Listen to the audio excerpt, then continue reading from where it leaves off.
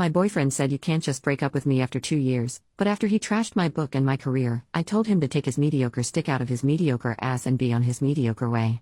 So I need the opinion of people not attached to me or him, but my boyfriend got mad at me Sunday and he's been ignoring me since, so I feel like maybe I'm in the wrong here. So me, 35F, and my boyfriend, 35M, have known each other for 10 years and dated for 2. He knows how much I like writing books. I self-published a kid's book last month and he's been really quiet about it. This past weekend at my family cookout my father mentioned the book and how proud he is of me, but my boyfriend walked inside saying he was grabbing our drinks. At the end of the day my parents offered me some money to go to a book convention, and my boyfriend just very loudly scoffed at that. On the way home I asked what his deal was and he said that his job, he's a back-end software engineer, will provide for us and he will let me have my fun as a creative for now, but I eventually have to grow up. I laughed because I just kind of assumed he was joking. He of course was upset I laughed and told me my meaningless book was objectively illustrated poetry. I shut down and he then was upset that I was acting mad, so I changed the subject. He continued to make my book a topic by jokingly saying my glorified illustrated poetry shows my middle child syndrome, or that I must crave mediocre attention from people. I shrugged and replied, hey, if you think you're mediocre, okay.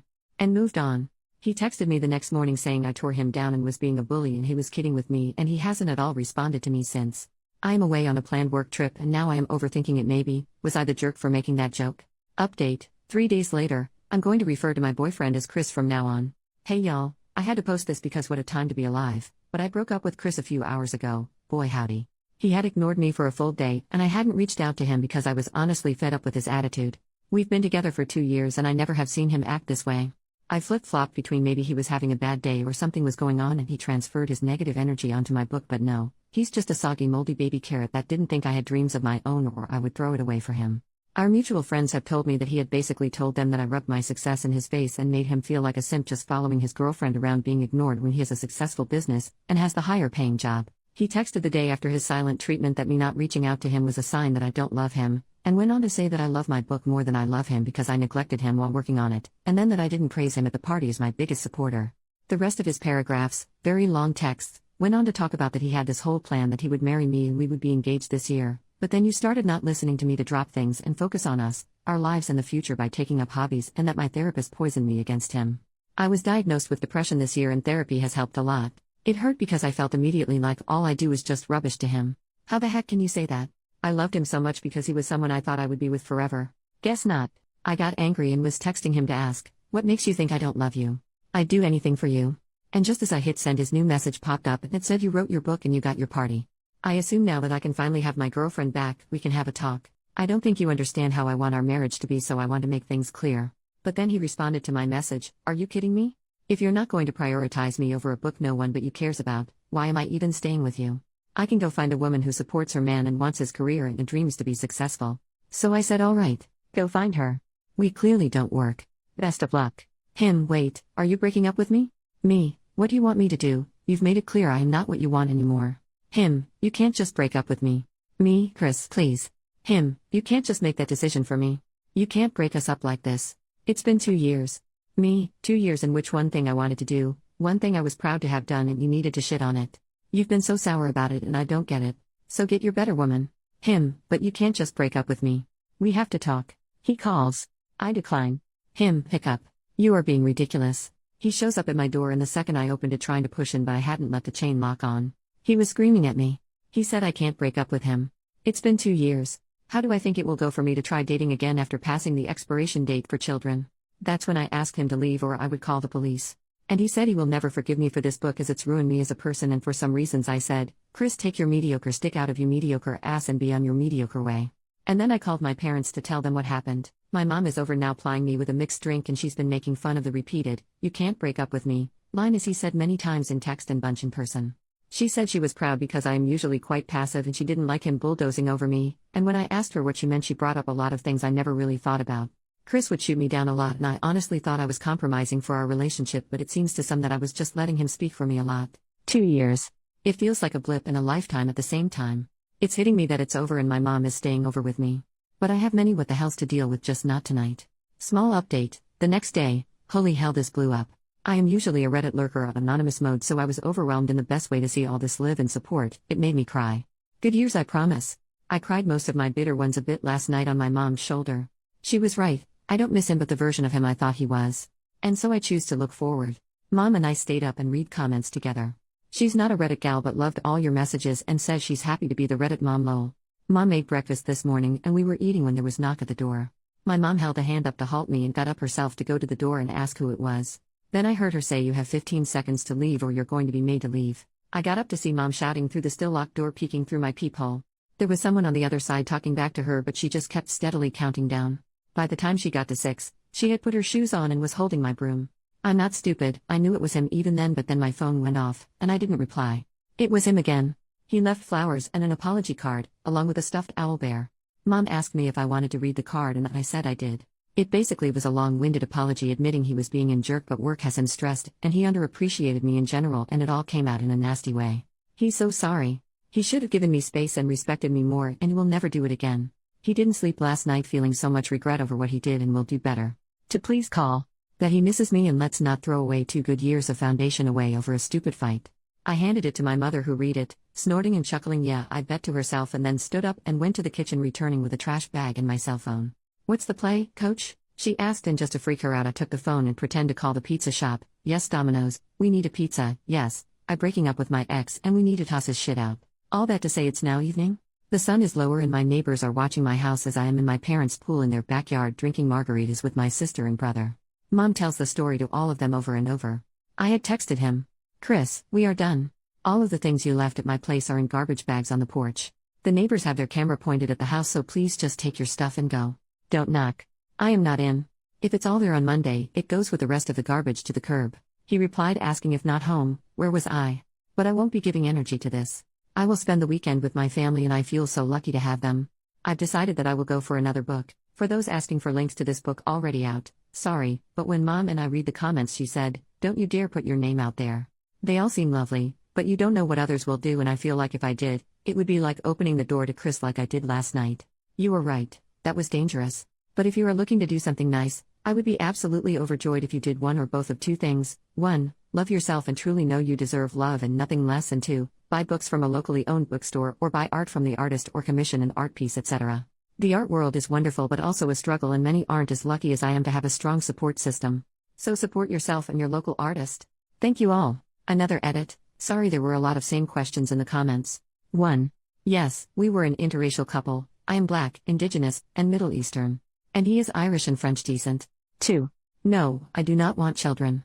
The moment I am eligible I will be getting that baby store shut down medically. I would adopt possibly someday but I would not and should not be pregnant. 3. Chris and I were friends before we started dating so I thought I knew him and his family well. 4. Mom has always been cordial with him even if she didn't care for him. She did the whole mama thing of hugging him, feeding him etc. 5. Yes Mom will adopt you, she says she sends her heart to you and every hug you deserve and more. 6. Dad didn't come over because and I quote, you wouldn't have wanted me in a space that boy would also be in given what happened so he stayed the course of his trip he was on. 7. I intend to be an author whether it be full-time or part-time. Oddly enough my book sales are skyrocketing a lot online. Second update, 2.5 months later, hiya. Forgot about my post entirely then my friend group chat blew up the other day that my post was read on TikTok and I was like man I forgot to update that. A couple months ago I posted about my ex Chris.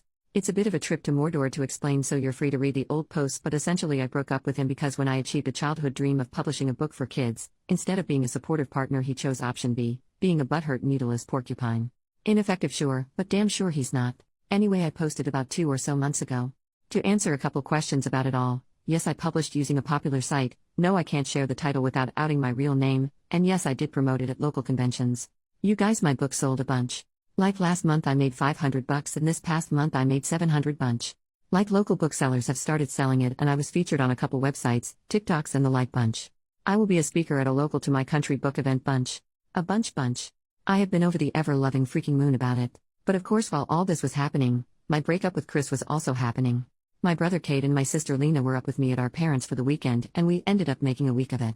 Lena is in school and her classes were virtual that week for some reason. She explained it twice but one time I was drunk and the other high so I don't remember, and Kate works for himself and had his laptop, and I had the week off anyway anticipating the breakup to suck raw eggs so my poor empty nest parents had all 3 of their rowdy, loud, rambunctious, crazy, and oftentimes chaotic grown-ass children in their home. I say that laughing a bit because to be honest they freaking loved it. Dad was beaming every single day. He would come into the guest rooms with coffee in the mornings to wake us up because he cooked breakfast every freaking day. And my mom would sit with us at night drinking and laughing. We played all my childhood games like Sorry and Monopoly, and we taught our parents some new ones like One Night Ultimate Werewolf, Sushi Go, and Exploding Kittens. The last of the nights we all were drunk as shit and we played Cards Against Humanity. My siblings and I played Truth or Drink damn near every night. It was the retreat I needed to sort of check out from my real life, but sadly, it didn't last forever. Dad took me home at the end of that next weekend. He wasn't about to let me be in the house unprotected, so my brother offered to stay a week at mine as well. Dad and brother checked the whole property before even letting me leave the car. Dad snapped his fingers and said I half wanted him to be stupid enough to be here before leaving. I did note that the house looked a bit different than I remembered leaving it, but it was small stuff.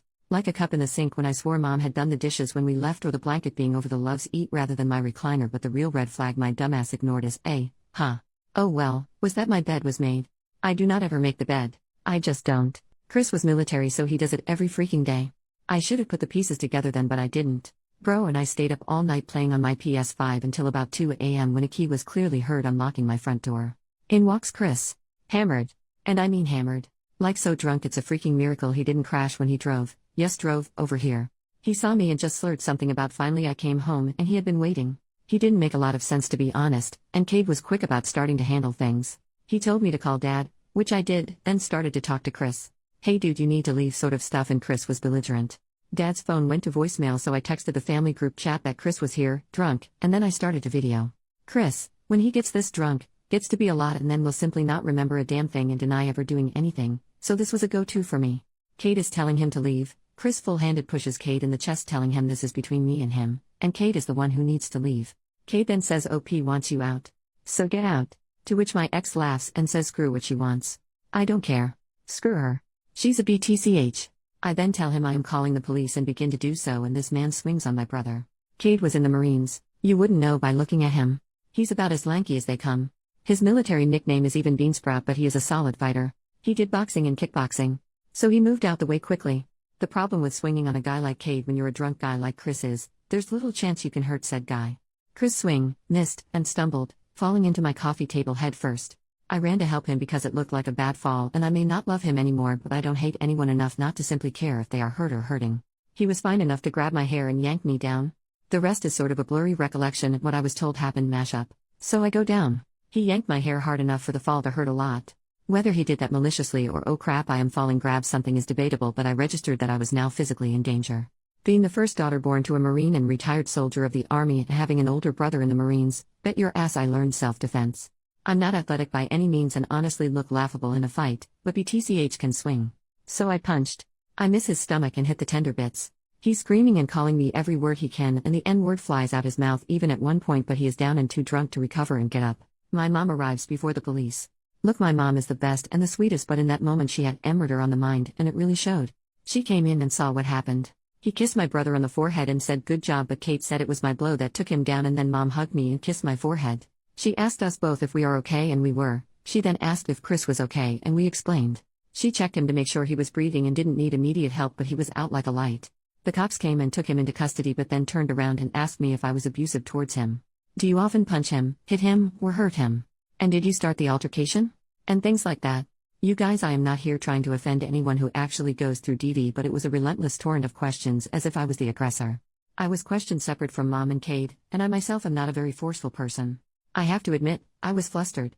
I said something like I punched him because he pulled my hair, and they turned it on me like, so you assaulted him for touching you. It was like that. It's all over, and they take him only to release him that next evening. How do I know? Because he called me from jail to ask I pick him up. His parents are out of town, so he begged and begged. I was dumbfounded because hey, there's a legal issue here now because you attacked me. He said he doesn't even remember. There are 0 charges against him. That's right, 0. Dad was furious. Mom took us back up to theirs to be safe, and he called the police about this. He was arrested for a drunken disorderly or something, but that's been dropped. Dad asked, and assaulting a petite young woman? And they said they have no record or me saying I was pressing charges. So my dad handed me the phone and we pressed charges. Assault. Trespassing. Assault on brother. And they said I had to come in. So we did.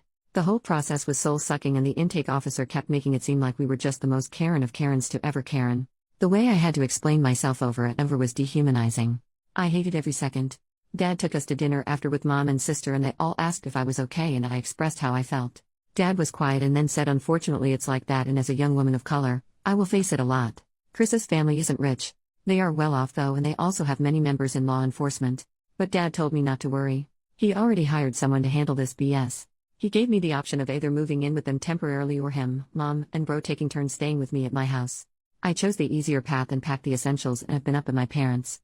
I am writing this on my phone with the family dog, Spock, at my feet. I love my family, but staying with them is smothering. Sister had to go to get ready for the new semester, but brother has been up there with us, plus mom and dad and my other mom, my brother's bio mother, we are all very close, has been staying over as well. They are all hovering and doting and protective, and by all things holy, I feel almost infantilized. Don't get me wrong, I know how lucky I am. I have so many people who love me, who want to take care of and protect me, but Jesus, someone unalive me, lol. They arrested Chris again, but the court date was moved, so it's now next week. I guess I will update then. Final update, 1.5 months later, sorry for not updating sooner. I'm still trying to settle back in with my parents. Chris is out on bail, his parents hired some big bad lawyer. Court took forever. I will skip over most of the BS, but it was a lot of sworn statements, reports, going through old texts, the works. My attorney finally was able to piece together proof of Chris slowly growing emotionally, then physically abusive. While I tried to record him getting physical with us, my camera skills aren't great, so I hadn't gotten much on camera, especially after he grabbed me. But his texts, the audio from the attack, the fact that he refused to leave and physically hurt me made the case domestic violence. By the rules, the court has in place a protective order, so he isn't legally permitted near me anymore or to contact me in any way. That said, if they charge him in the end, he could serve time, but not much, or, what my attorney says he is trying to do, he can push for court-mandated counseling and a fine. I've been going to counseling too at the insistence of my granddad, who is paying for it. There is talk about me possibly suffering from anxiety. Nothing has been diagnosed, but just the thought that he caused my brain salad to be tossed just makes me mad. Dad is helping me get the house prepped to rent out for now, and I can focus on being around the family. Mom is excited to have me around for the holidays, as I do enjoy cooking and helping with hosting. So I guess that's it. I don't think I will make a whole post when Chris gets whatever outcome the court decides. I may just add it here.